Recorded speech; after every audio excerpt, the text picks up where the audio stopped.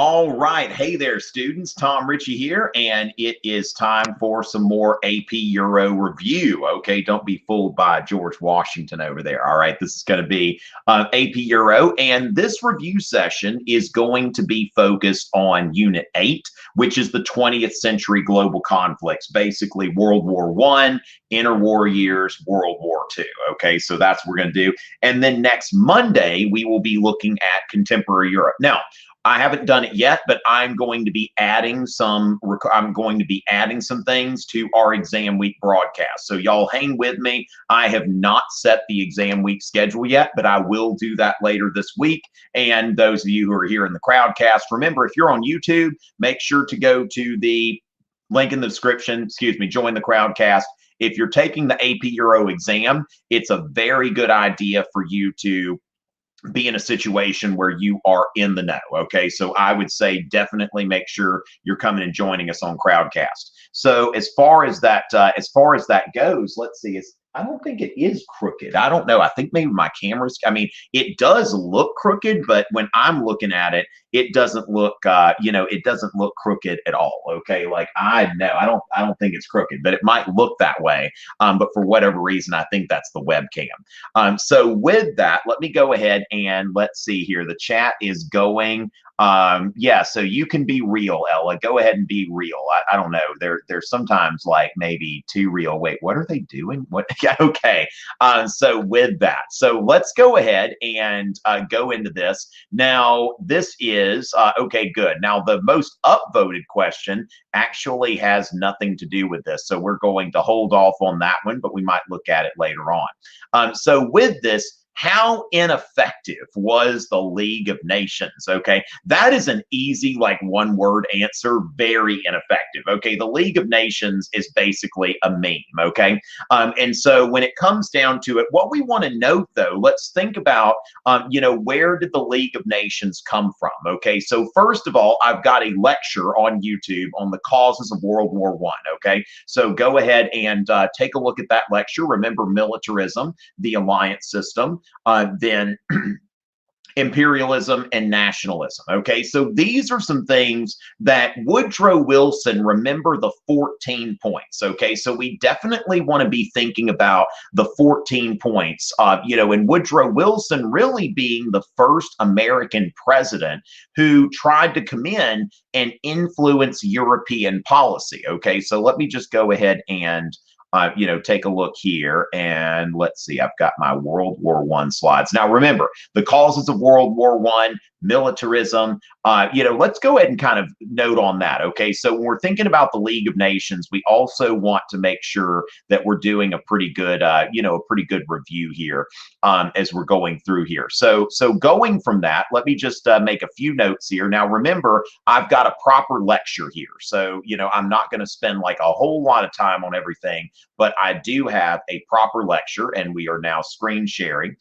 So with this, when we think about World War I and its causes, okay, so looking at that, this is a war that happened between 1914 and 1918. I definitely would remember 1914. That is one of your major anchor years. Okay, so that's something that I think is extremely, extremely important here. And so with that, we see here 38 million casualties. I mean, 38 million Europeans either, killed, wounded, or missing. Okay, so just massive casualties. And what got it started? So remember, militarism, alliances, imperialism, and nationalism.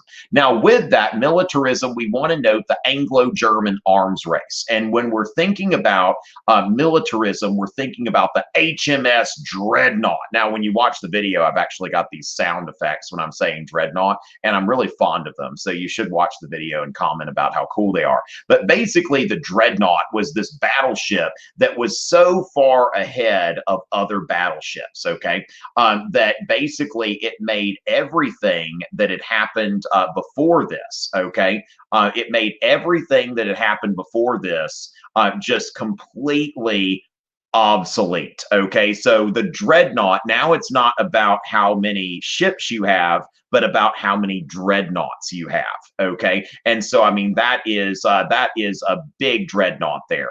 And so going from that, we're going to see here that it turns into a dreadnought race. Now the British have like all of these cool ships and all of that, but the dreadnought is the coolest. And what happens here, and this is a creature of the second industrial revolution. Okay, this is definitely a creature of the second industrial revolution. And so going from that, that we see this full automation. Okay, this like super full automation. And so a revolution in weaponry. Now remember, the first industrial revolution, we're doing like hand cranks and stuff like that. Okay, so when we think about like the second industrial revolution, it's this kind of stuff. Okay, so that's the difference between the first and the second industrial revolution. And so going from there, another thing we want to note, if we're going into the context of of World War I, we want to note something happened here by 1870. Okay, so 1870 and then 1913. Now remember, the second industrial revolution is always going to be great context for anything, German unification, the new imperialism, World War I. And when we're looking at this, in 1870, the United States had already become the #1 industrial producer. And then Germany is catching up. Germany's the second in Europe, but note here, the UK is still in 1870 producing more than twice as much as Germany. But then by 1913, Germany, which is today the largest economy in Europe, Germany has become exactly that.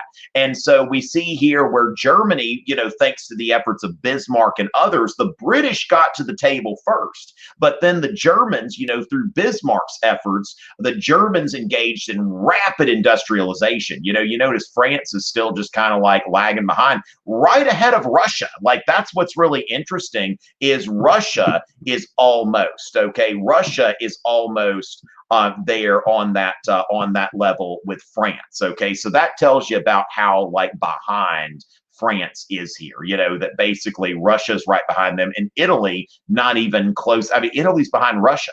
And so when you look at this, that basically like Germany has more industrial output. If I'm doing my math right, Germany has more industrial output than France, Russia, and Italy combined.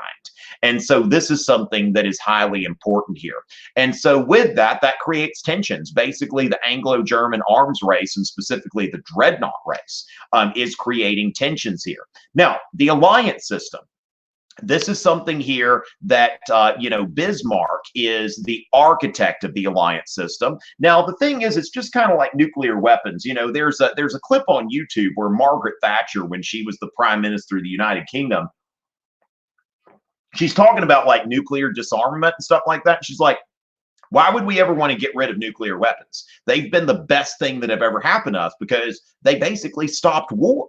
And so Bismarck, we've got to understand that when Bismarck's putting together the alliance system, German unification, it completely threw off the balance of power. Okay, so German unification threw off that balance of power that existed under Metternich, and Bismarck's trying to replace it with something. So first, you've got the dual alliance between the German Empire and Austria-Hungary, which expands into the Triple Alliance, or the Central Powers later on. But the Triple Alliance, Germany, Austria-Hungary, the Ottoman Empire, but the Triple Alliance here, and then the Triple Entente. Okay, so if we're looking here, I think I might have borrowed from my U.S. history thing here, but basically what you're seeing there. And then, as we see here, the alliance system was about not going to war, and it worked until it didn't. Now, one thing that we want to note here is the alliance system really can't be held solely or even probably primarily responsible for World War I, because if you think about it, if the alliance system was so bad, why did we do it again after World War II? Why is the United States in a military alliance with every single NATO member, you see? And so as far as that goes, that the alliance system in this case, when Austria's messing with little bitty Serbia, and then Russia comes in here, and then there's Germany, and then all of a sudden, there are France and Britain, okay? There are France and Britain that come in there to Russia. And so the Triple Alliance and the Triple Entente, now the Americans are looking at this and they're like, oh my goodness, you know? But Bismarck, you know, it's like the alliance system works until it doesn't, okay? Now, imperialism, which is the national rivalry going global here, okay? And so with that, I don't have a lot in my lecture about imperialism, but one thing I want to talk about as well is when we think about imperialism, there is one way to argue imperialism about like global imperialism. But if we think about this, that Europe before World War I, Austria-Hungary, Germany, Russia, all of these were empires. Also the Ottoman Empire over here on the outskirts. So, you know, Europe had its own empires within it. And you notice how Austria-Hungary has these 10 plus different ethnic groups. So I'll talk about, I didn't talk about this in the lecture so much, but something I talk about more now is you've got on one hand, imperialism beyond Europe. But then on the other hand, you have imperialism within Europe. You know, it's like, you know, in an age where nationalism is picking up, there is no reason why Austria-Hungary should exist, okay, in the way that it did, okay? So also, you know, when you look at the former Yugoslavia, now I said some things in the video which coming back, I didn't realize people from the former Yugoslavia would watch that video, and I said some things that offended them, and I just didn't think they were watching. So just make sure you always keep your audience in mind, you know, when you say these things. So my audience, I thought it was going to be primarily, you know, just American students who were studying for a European history exam. Ended up that some of the people in these countries actually watched it, and I'm talking about how much they love to kill each other and that sort of thing. But that's beside the point. So the former Yugoslavia, this area around here that used to be part of, some of it was part of Austria-Hungary, some of it had just gotten its independence from the Ottoman Empire.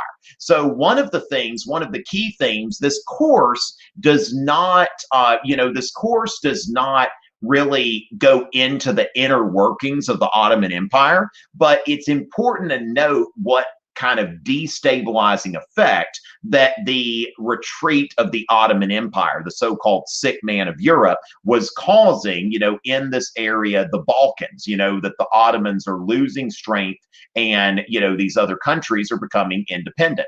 And so as far as that goes, it doesn't, the Balkans don't look like this anymore, but this in 1992, this is what it looked like in the former Yugoslavia. Now, the thing is, what we want to understand, why is Russia standing up for Serbia? Okay, Serbia was a Slavic country. Okay, so Serbia is a Slavic country. And so when we're looking at that, the Russians are also Slavs. Okay, so the Russians see themselves as like basically, the Serbians are, they're Russian or they're Eastern Orthodox, like the Russians. They are Slavic peoples. And, they're seen, the Russians are like, hey, this is like our little guy. This is like our little brother here or something like that. And so Serbia is out here, but then again, Sarajevo is an area with Serbs in it. And so basically the Austrians and the Hungarians, because by this time they've got the dual monarchy, but what about all of these other places that they want their self-determination? So what you see here is this, what I call imperialism within Europe, and so with that, as you're going through here, it's just a really interesting thing. But then again, Franz Ferdinand decides he's going to go to Sarajevo. And so that's that. And then so nationalism, ends up basically, creating this situation here. So with that, we've got, World War I, basically happens, right? But at the same time, we also want to note like what happened after World War I, okay? And so with that, we see here the Treaty of Versailles, and the Treaty of Versailles is in like World War I can like directly or indirectly be held responsible for like every cause of World War II. Okay, so when we're looking at the Treaty of Versailles, Woodrow Wilson, the President of the United States, is asking for peace on the basis of the 14 points. Okay, and so the 14 points, you don't need to know all 14 of them. But let's go ahead and talk about now what he's doing and the purpose of the 14 points. So the purpose of the 14 points is to avoid another war, okay, by trying to resolve the problems that began the last war. And so the principles of the 14 points are, first of all, freedom of the seas, okay? So freedom of the seas, basically, you know, that's why the United States got in the first place, but freedom of the seas, that any nation should be able to use international waters at any time. Like, even if two countries are at war, they should not be messing with neutral commerce outside of their territorial waters. This is, you know, basically going after the way that the Germans employed unrestricted submarine warfare around Britain during World War I. So freedom of the seas. Then reduction of arms, okay, because the arms race is part of what happens here. Now, part of the problem with the 14 points, it was very idealistic. So it's like, okay, so World War I happened because of an arms race. Well, let's just reduce our arms. Now, that sounded all fine and good and everything, but what happens when Hitler starts to rearm, okay, in the 1930s? And the Allies basically aren't ready. Like, the Allies have been so focused on reducing their arms that they're not ready when Hitler starts to rearm. And so this ends up, you know, even though it was something that was seen as solving the problem, reduction of arms is actually going to help create the problem that's going to start World War II. Open treaty negotiations, okay, that there won't be any more secret treaties, secret agreements, anything like that. Self-determination of peoples, okay, so that is, you know, we're looking at self-determination. That's having to do with nationalism, okay, that national groups should be able to have self-determination. And then going into the League of Nations, okay, so Woodrow Wilson believes this League of Nations that'll create an international forum where everybody can, you know, come and talk and all of that kind of stuff. But his own country doesn't even join it, which is kind of funny. So Wilson's looking for a peace without victory. That's what Wilson wants. But when you look at the United States with 2% of the Entente military deaths, where France, for every American that died in World War I, there are 12.5 Frenchmen that died in World War I. There are 8 Brits that died in World War I. You know, so with that, when we look at this, it's easy for Woodrow Wilson to come in and say, oh, peace without victory, right? But that's not what France and Britain are thinking, okay? And so as far as that goes, Wilson finds himself kind of out of touch with some of these, you know, some of these things here. And so David Lloyd George, the British prime minister, said he was seated between Jesus Christ and Napoleon. And so with this, again, the 14 points, Article 231, the war guilt clause. So Germany has to take responsibility for starting a war that was really not their fault, okay? Which it's really hard to blame any one country, which really blame Austria or blame Russia, but don't blame Germany. Germany didn't really have a front row seat to this, but Germany had to take responsibility for the war. And because they're taking responsibility, they're admitting liability. And so since they're admitting liability, they are going to have to pay reparations. Okay, so that's what we're seeing here to the Allies. And so with this, you know, that's what we're looking at there. And so basically we see here that Germany and Austria-Hungary are basically parceled up. I mean, that's basically all Austria gets, you know, what it is today, that German-speaking portion of Austria. And so basically out of Germany and Austria-Hungary and then part of Russia, Germany and Austria-Hungary and Russia, where there have been 3 countries, now there are 1, 2, 3, 4, 5, 6, 7, 8, I guess 9 if you include Russia, right? So, you know, we see here all of these things, but then again, some of these groups have to share a room, like Czechoslovakia, the Czechs and the Slovaks, who later decided we don't want to share a country. Yugoslavia, same thing happened where they didn't want to share a country. And so going from that, Germany loses some territory, of course, has to give Alsace-Lorraine back to France, and then they are losing some of this land to Poland, and then also having to give some land back to Denmark that they'd gotten in the Schleswig Wars. And so then on top of everything else, Germany has a demilitarized zone in its own country in the Rhineland to keep it from attacking France again, but then it also has to demilitarize. So with that, that is all to say, the League of Nations ends up being horribly ineffective, okay? And so with this, now another thing we want to note is that World War I begins the first phase of decolonization. Okay, so they begin the first phase of decolonization, which World War I, it's a decolonization of the losers. Okay, so basically the losers have to decolonize, and not doing U.S. history this time. So the losers have to decolonize. So phase one of decolonization, where basically you've got these League of Nations mandates. You notice all these former German colonies and then the Ottoman Empire's lands in the Middle East, that they are going to be governed as mandates by Britain and France. And so then you see here where this is zooming in on League of Nations mandates here in Syria, Transjordan, Palestine, and Iraq, which were basically just kind of arbitrarily drawn without much thought to the actual ethnic groups which inhabited these areas. So with that, that's what we're looking at there. And let's go ahead and see what other questions do we have here, okay? So with this, yeah, the League of Nations was very ineffective, okay?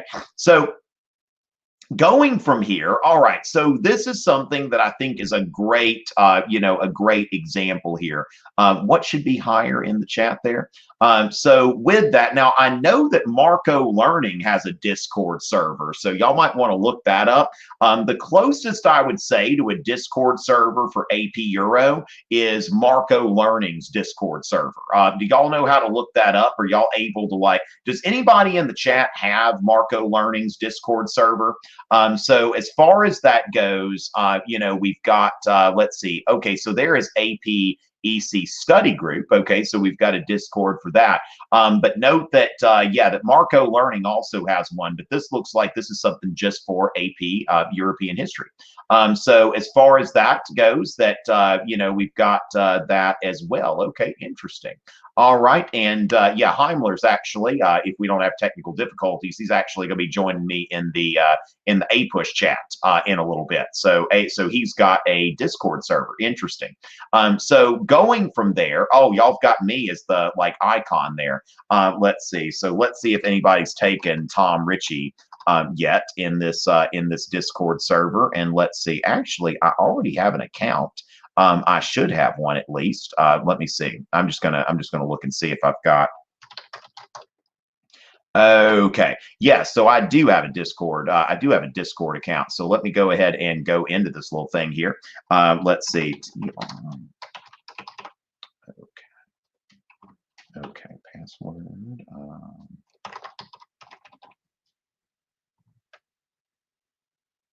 Okay, so we'll close that. Welcome back. I'm a human. Oh, okay. So they don't like new login detected. Please check your email. Yeah, I've got my email. All right. So with that, I am a human. Well, I don't know. It's saying email or phone number. So I don't know what exactly is going on here. So yeah, I will try to do that some other time. All right. So with that, maybe I'll ask Heimler how to do Discord. All right. So so going with that, thank y'all. So the main purpose of the League of Nations. Now, Eliana, who is in the YouTube chat, you're welcome to join us over in Crowdcast. The purpose of the League of Nations was to create a permanent forum for discussion. Okay, so for peaceful discussion, between nations. It wasn't like an alliance or anything, or anything like that. So with this, oh, somebody is impersonating me over there. Okay, interesting. Yes, I am not in that server. I will tell y'all. If somebody's claiming to be me, they are impersonating me. So with that, we've got how did fascism and communism differ from each other? Okay, so what we want to go into is, and your AP Euro course and exam description does use the term totalitarianism. Now, what I want to note here is some historians reject this term. Okay, now I think the term is fitting. The term totalitarianism, what it does is it asserts that it asserts that fascism and communism have more in common than they don't. Okay, so when we talk about totalitarianism, what we're thinking about here is looking at all of these regimes, okay, that show up here. Okay, so as far as that goes, yeah, common traits. Okay, so when we look at fascism and Bolshevism, in both cases, they are opposed to liberal democracy. In both cases, they are promoting some kind of unity through hatred. Okay, some kind of unity through hatred, through a common enemy, whether that is the capitalists or whether that is the Jews or whether that is the people outside the nation who screwed us over in the Treaty of Versailles and didn't give Italy that land from Austria that they promised in the secret treaty. That there's always some kind of hatred or enemy that we see here. Now, another thing is that government by a party elite. Okay, so none of these, all of this is about creating a single party state. Okay, so it's a government by a party elite and a single party state. Then the cult of the leader, whether it's Il Duce, Mussolini, Hitler, or Joseph Stalin. These are all this cult of personality. And finally, the primacy of the state, okay, that the state is more important than the individual, okay? So basically, we're going to note here the primacy of the state, and, specifically what we mean by that is over the individual, where if you think about liberalism, that liberalism, primacy of the state. Okay, so basically a rejection of individualism, okay, that the state should come before the individual. Liberalism says that there's not necessarily, that the interests of the individual are not necessarily opposed to the interest of the state. And so what we want to note here is what is the difference, okay? So on one hand, there's a lot that they have in common. But on the other hand, left-wing totalitarianism. So we talk about like what I call left-wing socialism or left-wing totalitarianism, opposition to social hierarchy, okay, that basically all social hierarchies need to be taken down. Now, what I refer to as right-wing socialism or right-wing totalitarianism, there is a support for some social hierarchy.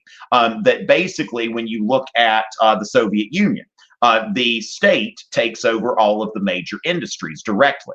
Now, in a fascist regime, you have corporations that work together with the state. So the state uses corporations. So, for example, even though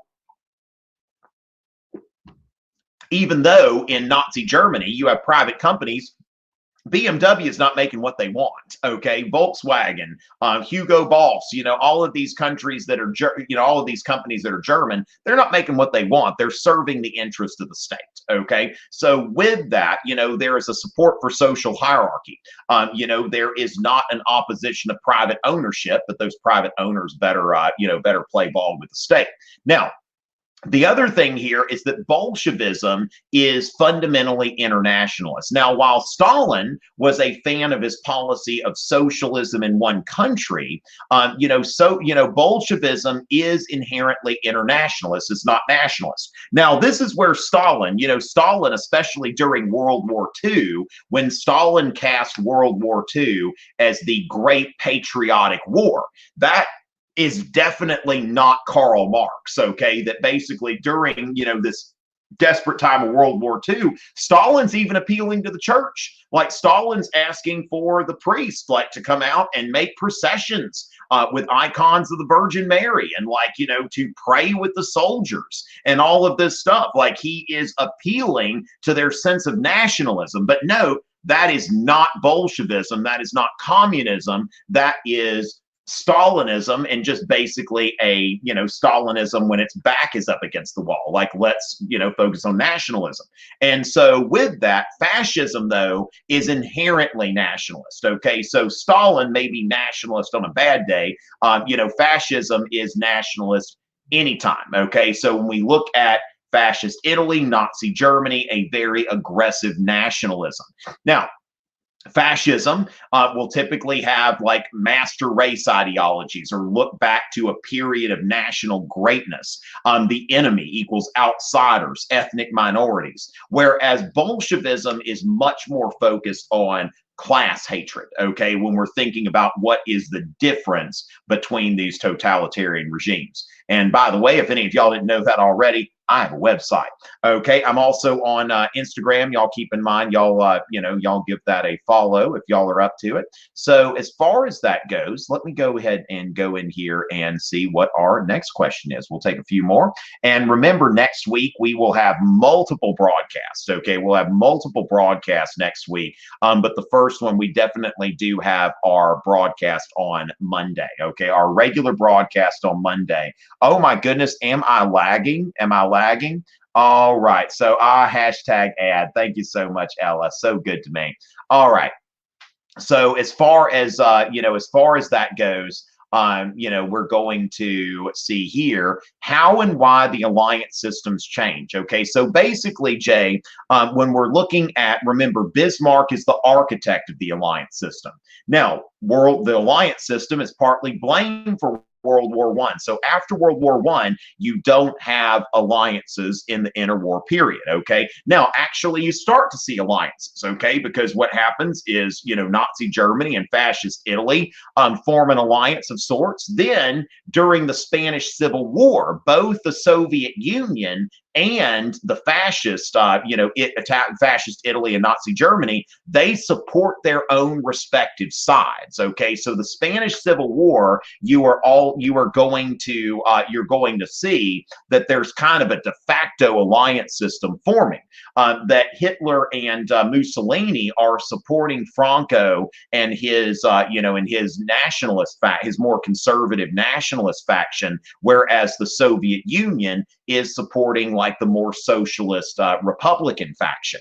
And so the thing is that between the world wars, you don't really see an alliance system forming. Now, then you start to see an alliance build against Hitler. Now, there's the Axis Pact during World War II that Germany, Japan, and Italy form the Axis. And then what happens is that Britain and the United States and the Soviet Union and China, they get together on their side. So I would say that as far as that goes, but that definitely was like the fascists did use the Spanish Civil War to kind of practice for a real war. So that's good analysis there in the chat. But basically, the World War II alliance kind of materializes, and then it becomes institutionalized through the UN. You think about the UN Security Council, the United States, the Soviet or Russia now, but the Soviet Union / Russia, Britain, France, and China, basically the World War II allies. And so with that, you can see that, that still exists today. And so NATO, when we look at how the modern day alliance system materialized, it's a Cold War kind of thing. Okay, so NATO, is organized in order to unify the United States, Canada, and Western Europe against the Soviets and the Eastern Bloc. So then you've got NATO versus the Warsaw Pact. And NATO has definitely grown. Like NATO now includes like a lot of Eastern European countries, including Eastern Bloc and some former Soviet states. Okay, Estonia, Latvia, and Lithuania are all part of NATO today. So NATO has expanded quite a bit, which has been with some controversy. And so with that, what were the causes / effects of the conflicts? That is let's see, Anjal, congratulations for asking the vaguest question of the night. Okay. All right. So as far as that, Ella, I would say for German unification, take a look at my 3-part lecture on German unification. Okay, so I've got a 3-part lecture on German unification, and then I have but my friend Paul Sargent has a lecture on Italian unification.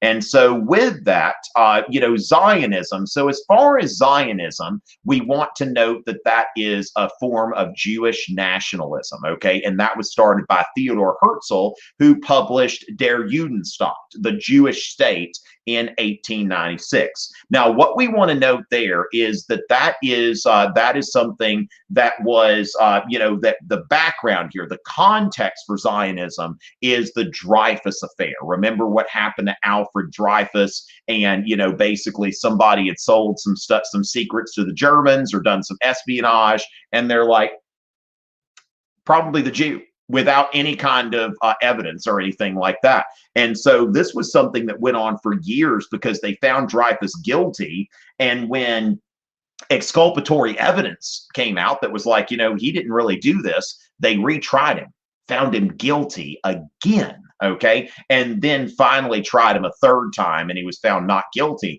But this created like a huge conflict in French society. And seeing this, Theodore Herzl says, look, there's, France for the French, Germany for the Germans, Italy for the Italians. When are the Jews are not going to be safe until they have their own state. What we need to note is that in the late 19th century, European Jews had become much more acculturated. Okay, that they had become much more acculturated. Benjamin Disraeli, for example. Now, Benjamin Disraeli was not of the Jewish religion, but he was born into a Jewish family, who his father ended up having his children baptized Anglican. But don't think for a minute that English people didn't know, Benjamin Disraeli is an ethnic Jew, and Benjamin Disraeli was the Prime Minister of the UK. So there are examples. What you see is after legal religious roadblocks are there, we see here that after the legal religious roadblocks are taken away, then we see that Jews begin to acculturate. But then as they acculturate, and this is what Theodore Herzl is writing about here.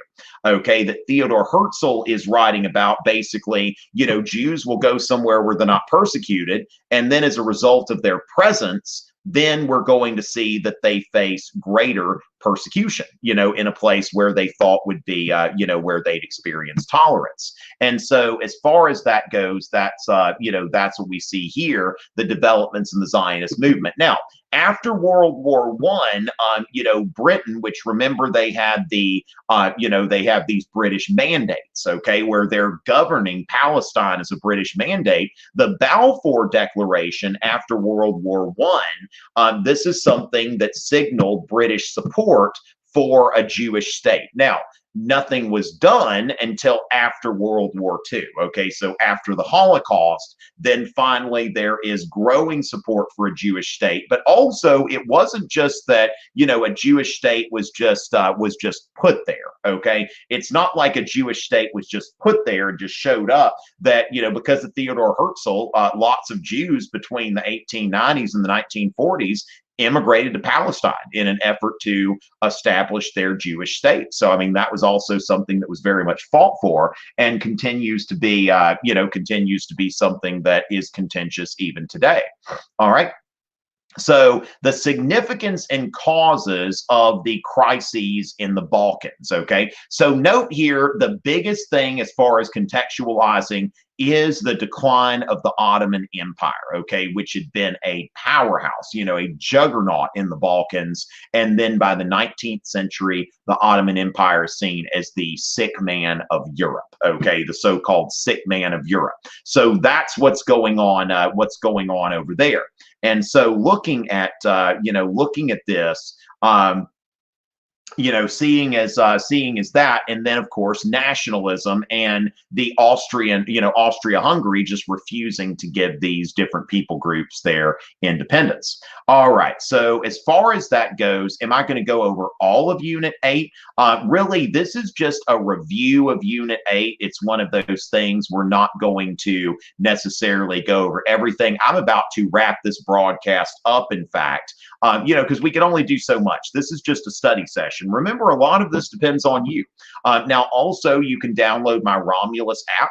Romulus Euro is, a great app. It's just a little trivia app, $2.99 on the App Store and Google Play. It is something that'll help you just go and drill content and stuff like that. So with that, I think you should, go ahead and go get it. POV me, I made the app, but Romulus Euro, okay, which, just a little plug for my app, but POV me. And so with that, going through this, did the Russian Revolution affect World War I would say more the opposite, Ashley. World War I affected the Russian Revolution. That basically World War I is what brought down Russia. Without World War I, a lot lot of the dynamics seem to indicate that Russia could have continued to survive as a state. As you saw that Russia at the beginning of World War I had more industry than France, and so that's something worth noting. That Russia had a lot of dynamics of a healthy state, but then World War I, broke it. That's what some historians argue. Now, one thing I'm going to note, Joey, is typically the night before the exam, I typically do an art review. Okay, so keep that in mind. The night before an exam, what I typically do is I'll broadcast, and then I'll go to Marco Learning's channel for a little while, and then we do a little art review.